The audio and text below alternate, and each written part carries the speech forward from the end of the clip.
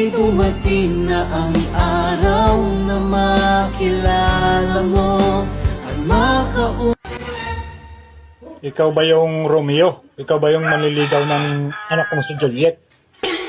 Opo, Tito. Ako po. Mabubuhay mo ba yung anak ko? May trabaho ka ba? Opo. May trabaho po ako.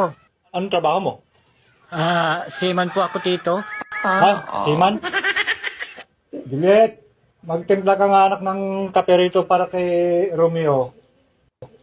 Opo, tay. Sandali lang po. Sandali lang po. Kumusta naman ang pagsisiman, Romeo? Malaki bang kita?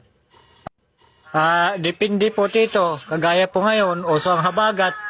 Mahina po ang huli eh. Kuminsan po jakpatan lang po. Ganun lang po talaga ang buhay sa pangingisda. Huwag ka na magtimpla.